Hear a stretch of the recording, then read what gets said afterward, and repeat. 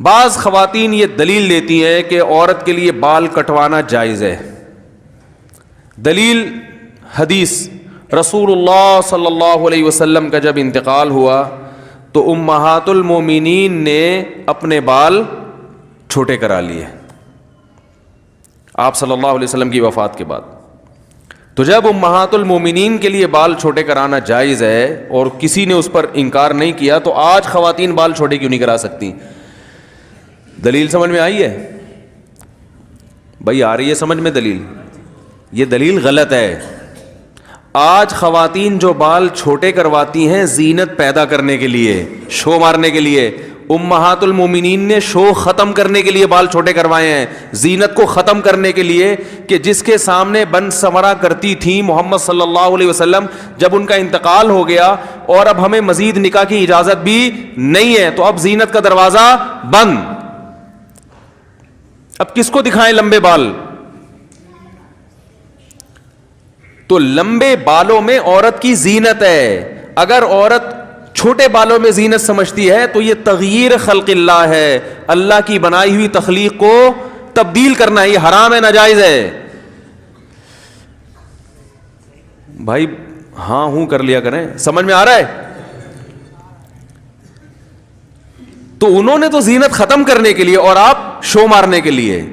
اسلام میں عورت کے لمبے بالوں میں زینت, اللہ نے عورت کو لمبے بال دیے اس لیے کہ دیکھو آدمی جتنے لمبے بال کر لے, یہاں سے نیچے, ہم نے تو رکھ کے دیکھے ہیں نا, یہاں سے نیچے بال نہیں نکلتے, بہت زیادہ ہوں گے یہاں تک آ جائیں گے, اس آدمی کے بال اس سے نیچے نہیں, اور پھر مزید بڑھانے کی کوشش کرے گا تو پرانے والے بھی ختم ہو جائیں گے. حقیقت ہے. اور عمر کے بعد, ایک عمر کے بعد آدمی یہاں سے کیا ہو جاتا ہے, دو قسم کے گنجے پن آتے ہیں مردوں میں. کچھ لوگ ہوتے ہیں یہاں کے بال رہتے ہیں, بیچ سے گنجے ہو جاتے ہیں, یہ پھر بھی غنیمت ہے کیونکہ بیچ میں تو کوئی دیکھتا نہیں ہے نا جھانک کے. اور کچھ ایسے ہوتے ہیں یہاں سے ایئرپورٹ بننا شروع ہوتا ہے, یہاں تک پہنچ جاتا ہے. وہ یہ ہر مرد کے ساتھ ہوتا ہے,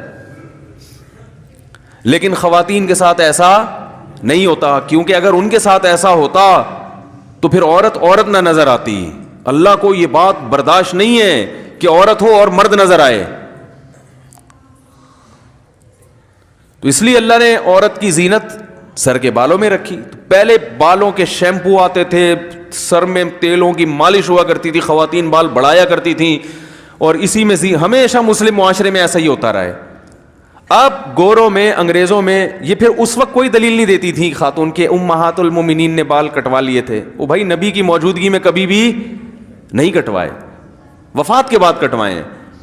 اس وقت کوئی خاتون یہ دلیل نہیں دیتی تھی کہ حدیث بخاری کی حدیث ہے اور مسلم کی حدیث ہے, حدیث نمبر یہ, صفحہ نمبر یہ, حدیث کا حوالہ نمبر یہ, اور یہ جو ہے نا علماء کے پاس تو کوئی دلیل نہیں ہے, ادھر تو امہات المومنین سے بال کاٹنا ثابت ہے. اس وقت کچھ نہیں, کیونکہ اس وقت زینت سمجھی جاتی تھی.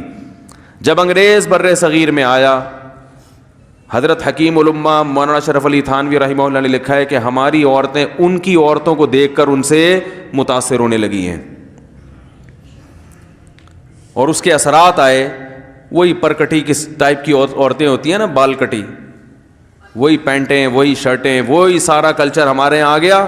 اب اس پہ لیبل کیا لگا لیا, قرآن و حدیث میں ناجائز کہاں ہے, یہ ناجائز کہاں لکھا ہوا. عرب کے اکثر عربوں کا کلچر تباہ ہو گیا, اس کی حیا ختم ہو گئی.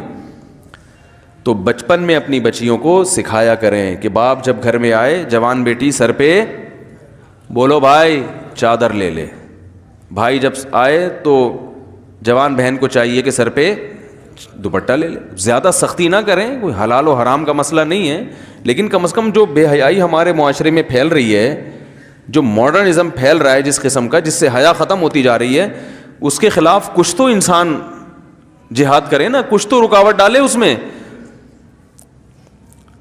آج باپ کو شکایت ہے کہ بیٹی سنتی نہیں ہے بات کو, بھائی کو شکایت ہے کہ چھوٹی بہن پہ بھی میرا زور نہیں چلتا. اس لیے نہیں چلتا کہ اس سے حیا کیا ہو گئی ہے, ختم. اس میں شرم و حیا کیا ہو گئی ہے, جب لباس ایسا پہنے گی تو شرم و حیا ختم, جب شرم و حیا ختم تو بات سننا تو شرم و حیا کے بعد ہوتا ہے بھائی. جس میں شرم و حیا نہیں ہے وہ تو جواب دینے میں فخر محسوس کرتا ہے. شرم اور حیا ہی تو ہے جس سے نظام چلتا ہے دنیا میں. انسان کو شرم آتی ہے باپ کے سامنے اونچی آواز سے بات کرتے ہوئے, بوڑھے سے آگے چلتے ہوئے, علماء کی ساتھ بدتمیزی کرتے ہوئے, اور جو ہے وہ گھر میں جو رشتہ دار ہیں ان سے تمیز سے بات کرتا ہے. شرم ہی تو ہے. اگر یہ شرم آپ نے نکال دی تو بس پھر آپ خیر کی امیدیں